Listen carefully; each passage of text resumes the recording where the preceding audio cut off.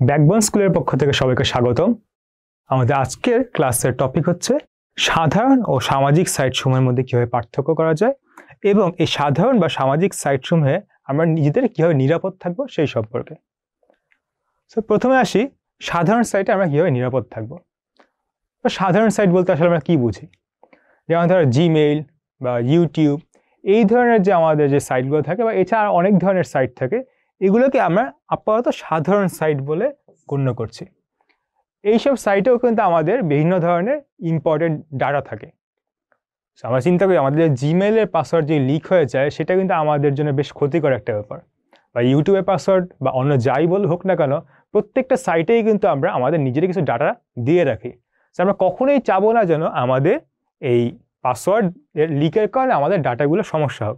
এর জন্য আমরা কখনো সহজ পাসওয়ার্ড ব্যবহার করব না। এরপর কি করব? আমরা আমাদের পাসওয়ার্ডটি নিয়মিত পরিবর্তন করব। কারণটা হচ্ছে কোনো কারণে যদি আমাদের এই পাসওয়ার্ডটা যে লিক বা অন্য কেউ জেনে যায়, এটা আমার পাসওয়ার্ডটা চেঞ্জ করলে যাতে আগের পাসওয়ার্ডটা যাতে কাজ না করে। এরপর আরেকটি কাজ করা যায়, সেটা হচ্ছে দ্বিমুখী ভেরিফিকেশন। দ্বিমুখী ভেরিফিকেশনটা ইংলিশে হচ্ছে টু স্টেপ ভেরিফিকেশন। মানে আমি যদি নতুন কোনো ডিভাইস দিয়ে আমি যদি লগ ইন করি, তাহলে আমার নিজের যে মোবাইল, সেই মোবাইলে একটা SMS আসবে যে আপনি কি এখানে লগ ইন করেছেন কি না।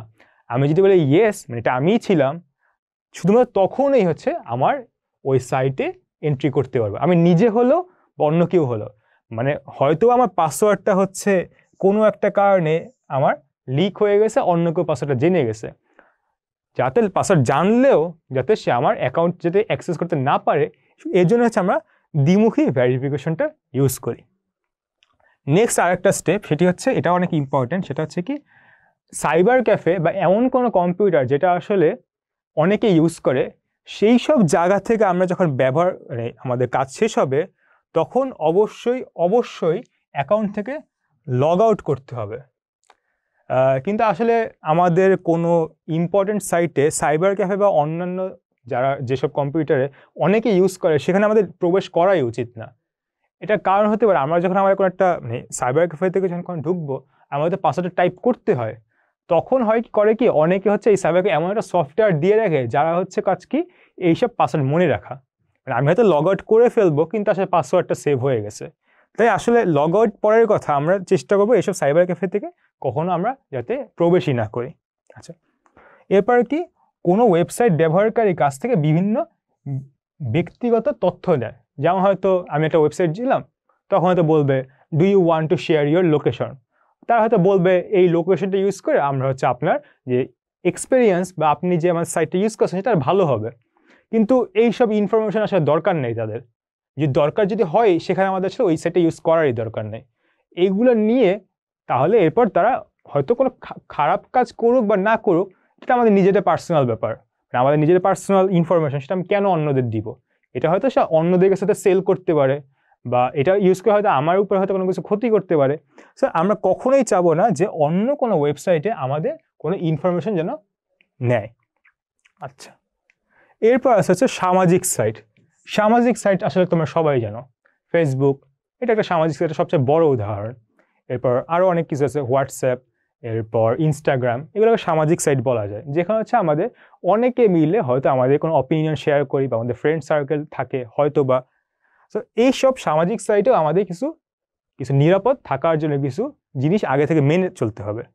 এর মধ্যে প্রথমটি হচ্ছে অপরিচিত কাউকে বন্ধু বানাবো না।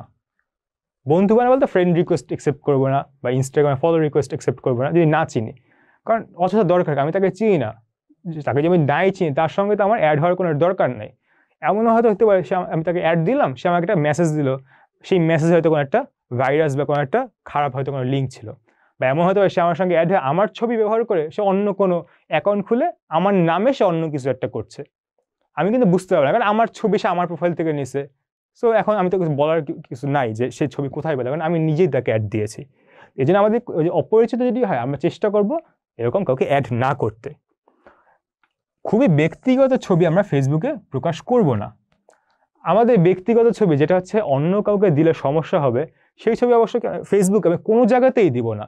এটা যে জায়গাতেই হোক আমার নিজের ছবি বা আমার নিজের পার্সোনাল ছবি নিজের কাছে থাকবে। হয়তো আমি জিনিসটা যদি কোনো এইসব সামাজিক সাইটে যে আপলোড করি, একই কথা অন্য কেউ হয়তো জিনিসটা ইউজ করে আমাকেই হয়তো পরে কোনো একটা সমস্যায় ফেলবে। আবার কি বলেছে, মোবাইলে বা ফেসবুকে ব্যবহার করার পর প্রত্যেকবারই হচ্ছে লগ আউট করাটা ভালো। এটা অন্যের মোবাইল হোক বা নিজের মোবাইল হোক। অনেক হয়তো আমার নিজের মোবাইল থেকে আমি কেন লগ আউট করবো?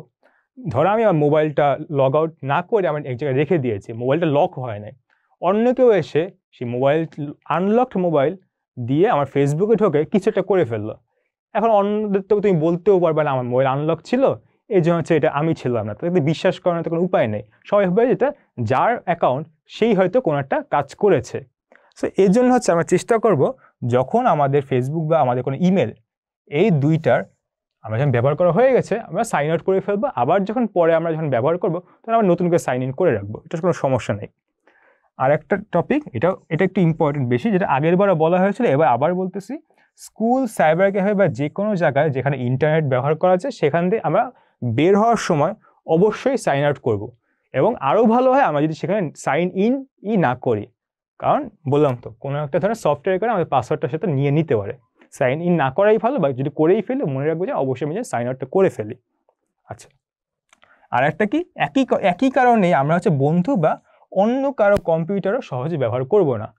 এই সাইবার ক্যাফে বা স্কুলের কম্পিউটারের যে সমস্যা আর বন্ধুর কম্পিউটারে কিন্তু সে একই সমস্যা থাকতে পারে।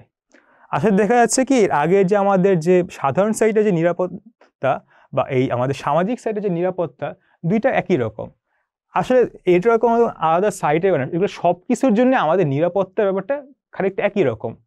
আমাদের সবসময় কিছু রুলস মেনে চলতে হবে, হয়তো কোনো সাইটের জন্য কিছু স্পেশাল রুল থাকে, বাট অন দ্য জেনারেল আমাদের একই ধরনের আমরা যদি সিস্টেম যদি ফলো করি তাহলে আমাদের এই ডেটাগুলো লিক বা অন্য কেউ জেনে যাওয়ার সুযোগটা আসলে খুবই কম থাকে। সো শেষ আরেকটা থাকে বয়স উপযোগী সাইটে নিরাপদ থাকা। তোমরা হয়তো অনেকে এরকম দেখেছো যে আমরা কোনো একটা ওয়েবসাইটে যদি ঢুকি তখন জিজ্ঞেস করে যে আপনার বয়স কত, আপনার বয়স কি 14-র বেশি বা আপনার বয়স কি 18-র বেশি, এরকম কিছু ইনফরমেশন জানতে চায়। এর কারণটা হচ্ছে তাদের ওয়েবসাইটে যেসব জিনিস থাকে সেইগুলো হয়তো সেই বয়সের অনুযায়ী না। হয়তো আমার কোনো একটা ওয়েবসাইটে এমন কিছু থাকে যেটা হয়তো কোনো ছোটো বাচ্চারা হয়তো জিনিস হয়তো দেখতে পারবে না, বা তাদের জন্য হয়তো জিনিসটা হয়তো ভালো না। সো এইরকম জিনিসগুলো অবশ্যই বয়সের অনুসারেই তারা এই কন্টেন্টগুলো সিলেক্ট করে। এখন আমরা যদি আমাদের বয়স না এরকম কোনো কন্টেন্ট যদি দেখি সেটা হয়তো আমাদের জন্য ক্ষতিকর হতে পারে। তাই অবশ্যই আমরা যখন এমন কোনো ওয়েবসাইট যেটা শুধুমাত্র প্রাপ্ত বয়স্কদের জন্য সেসব সাইটে কখনোই আমরা প্রবেশ করব না। এগুলো আমাদের নিজের নিরাপত্তার জন্য বিঘ্নিত হতে পারে বা অন্যান্য কোনো সমস্যাও হতে পারে। আমাদের হয়তো যন্ত্রের আমাদের স্বাভাবিক কার্যক্ষমতা ব্যাহত হতে পারে, কারণ তারা করে কি এইসব সাইটের মাধ্যমে আসলে তারা মানুষের মধ্যে যে কম্পিউটারের মধ্যে ভাইরাসটি এন্ট্রি করে দেয়। কারণ এরকম কোনো যখন লেখা থাকে এখানে প্রবেশ করা নিষেধ, তখন সাধারণত মানুষ নিজেরা হচ্ছে আরো বেশি করে এটা যেতে চায়। যখন তারা যায় তখন হচ্ছে তারা বলে আপনি এইটা পাবেন, আপনি এখানে যদি ক্লিক করেন আপনি এত টাকা পাবেন, আপনি এত লটারি পাবেন। সুন্দর মতো একবার যদি ভুলে ক্লিকও করে ফেলে তখন আসলে কিছু করার থাকে না, তখন টাকা তো নাই, তখন হচ্ছে পুরো কম্পিউটারকে হয়তো বেচে দিয়ে হয়তো আমার এই টাকার যেটা কম্পিউটার নষ্ট হয়েছে সেটা ঠিক করা লাগবে। তো আমাদের আজকের এই ক্লাসটা এখানেই শেষ হলো। আমাদের এই ক্লাসে আসলে আমরা খুব গুরুত্বপূর্ণ একটা টপিক দেখলাম, সেটা হচ্ছে আমরা ওয়েবে বা আমাদের ইন্টারনেটে কীভাবে আমাদের নিজেদের বা আমাদের যে সফটওয়্যার বা কম্পিউটার যাই বলা হোক না কেন সেগুলোকে আমরা নিরাপদ রাখবো। তো আজকের ক্লাসটা আমরা এখানেই শেষ করছি। সবাই ভালো থাকবেন, সুস্থ থাকবেন, ধন্যবাদ।